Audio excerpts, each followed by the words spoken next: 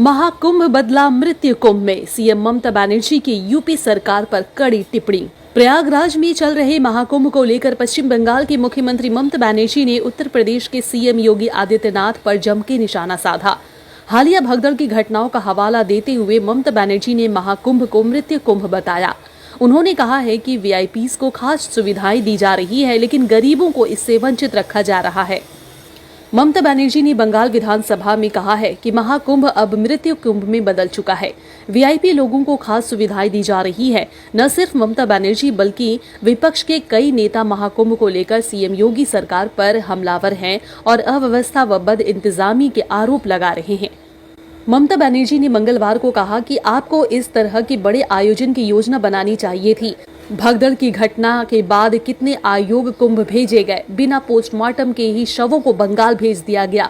वे कहेंगे कि लोगों की मौत दिल का दौरा पड़ने से हुई है और उन्हें मुआवजा नहीं दिया जाएगा। बता दें, इससे पहले समाजवादी पार्टी के वरिष्ठ नेता और विधायक शिवपाल सिंह यादव ने भी महाकुंभ को लेकर यूपी सरकार पर तीखा हमला बोला था।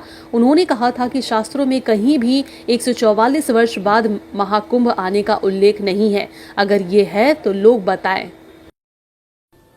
মহাকুম্ভ আমি নাইবা বললাম, ওটা এখন মৃত্যু কুম্ভ হয়ে গেছে।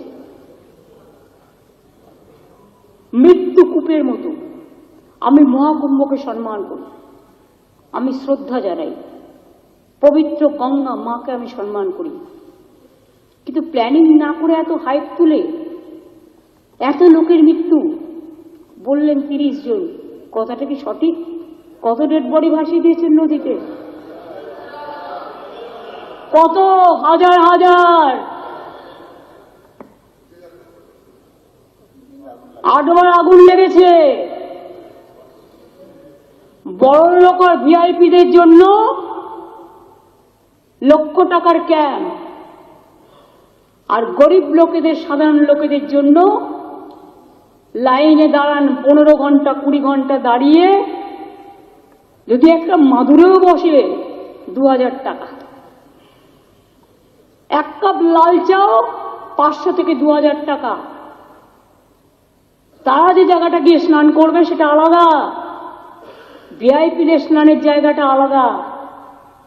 আর সেই জলটা আপনারা দূষিত করেছেন, বিষাক্ত করেছেন মহাকুম্ভের পবিত্র জায়গাটা। সব জায়গায় হাইপ তুলে দিয়েছে। সে একবার হয়েছিল না, গণেশ দুধ খাচ্ছে, সব ওখানে স্নান করো নাহলে পবিত্র হবে না। মৃতদেহের ওপর দিয়ে যারা এই হাইপ তুলছেন আর টাকা কামানোর জন্য ধর্মকে বিক্রি করছেন, তাদের আমি মন থেকে মেনে নিতে পারি না।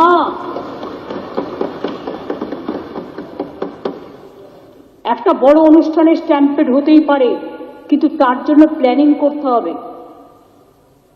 কি প্ল্যানিং করেছিলেন আপনারা? মহাকুম্ভ শুরু হওয়ার দিন পর্যন্ত কোনো প্ল্যানিং হয়নি। ইভেন এখনো আমি দেখছি আসানসোল থেকে শুরু করে বিহারের লোক এনে ভরছেন, আসানসোলের লোক এনে ভরছেন, বিভিন্ন জায়গার লোক এনে ভরছেন, আর বলছেন চলো সব বিনা পয়সায় করে দেবো, ফ্রিতে ট্রেন দিচ্ছেন। আপনি আগে দেখুন আপনার ক্যাপাসিটি আছে কিনা। সুতরাং পুজো পার্বণ আমাকে শিখিয়ে লাভ নেই। মহাকুম্ভ আমি নাইবা বললাম, ওটা এখন মৃত্যু কুম্ভ হয়ে গেছে। মৃত্যু কূপের মতো আমি মহাকুম্ভকে সম্মান করি, আমি শ্রদ্ধা জানাই, পবিত্র গঙ্গা মাকে আমি সম্মান করি। কিন্তু প্ল্যানিং না করে এত হাইপ তুলে এত লোকের মৃত্যু বললেন 30 জন, কথাটা কি সঠিক? কত ডেড বডি ভাসিয়ে দিয়েছেন নদীতে? কত হাজার হাজার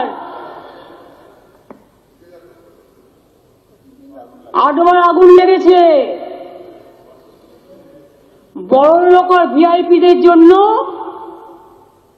লক্ষ টাকার ক্যাম্প, আর গরিব লোকেদের সাধারণ লোকেদের জন্য লাইনে দাঁড়ান 15 ঘন্টা 20 ঘন্টা দাঁড়িয়ে, যদি একটা মাদুরেও বসে 2000 টাকা। এক কাপ লাল চাও 500 থেকে 2000 টাকা। তারা যে জায়গাটা গিয়ে স্নান করবে সেটা আলাদা, ভিআইপিদের স্নানের জায়গাটা আলাদা। আর সেই জলটা আপনারা দূষিত করেছেন, বিষাক্ত করেছেন মহাকুম্ভের পবিত্র জায়গাটা। সব জায়গায় হাইপ তুলে দিয়েছে। সে একবার হয়েছিল না, গণেশ দুধ খাচ্ছে, সব ওখানে স্নান করো নাহলে পবিত্র হবে না। মৃতদেহের ওপর দিয়ে যারা এই হাইপ তুলছেন আর টাকা কামানোর জন্য ধর্মকে বিক্রি করছেন, তাদের আমি মন থেকে মেনে নিতে পারি না।